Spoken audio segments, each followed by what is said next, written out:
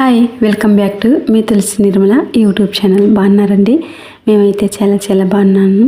మీరు కూడా బాగుండాలని మనస్ఫూర్తిగా కోరుకుంటున్నాను.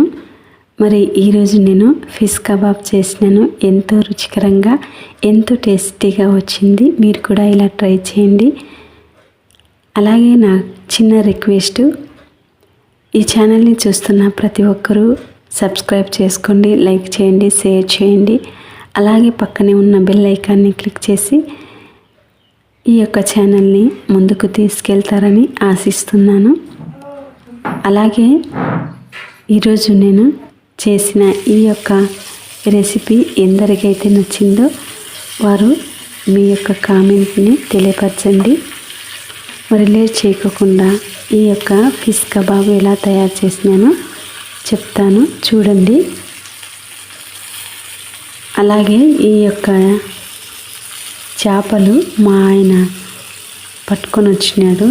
ఎంతో బాగా ఫ్రెష్ చేపలు, అప్పటికప్పుడే క్లీన్ చేసి బాగా, ఇవి ఫ్రెష్ చేపలు కదా, అందుకోసం అని చెప్పి బాగుంటాయి కబాబ్ అని చెప్పి చేసినాను. ఎంతో టేస్టీగా వచ్చినాయి.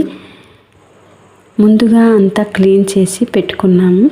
తర్వాత దాంట్లో కొద్ది కూడా నీళ్ళు లేకోకుండా అంతా పక్కన తీసేసినాను. పక్కన తీసేసుకున్న తర్వాత నేను అందులో అల్లం వెల్లుల్లి పేస్టు, కారం పొడి, అలాగే కబాబ్ పౌడరు వేసినాను. సింపుల్గా అయిపోయిందండి. మీరు కూడా ఇలా ట్రై చేయండి, సింపుల్గా అయిపోతుంది.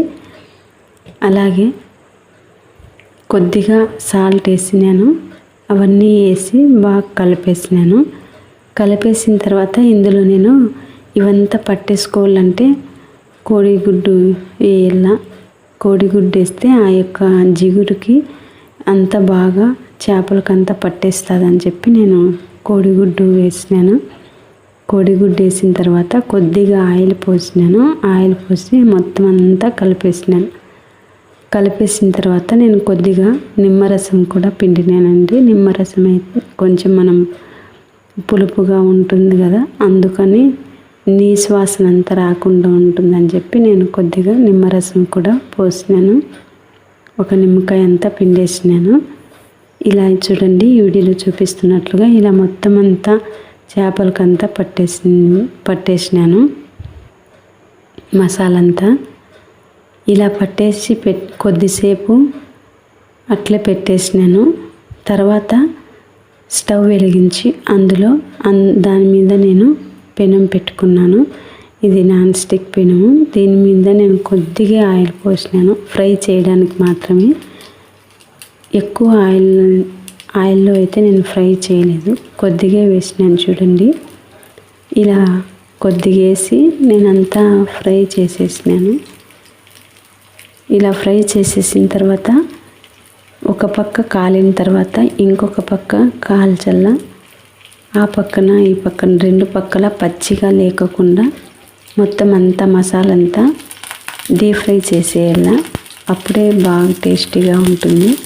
ఇలా డీప్ ఫ్రై చేసేసిన తర్వాత పక్కన సర్వ్ చేసుకుంటే అంతేనండి, ఎంతో టేస్టీవంతమైనటువంటి ఫిష్ కబాబ్ రెడీ అయిపోయినట్టే.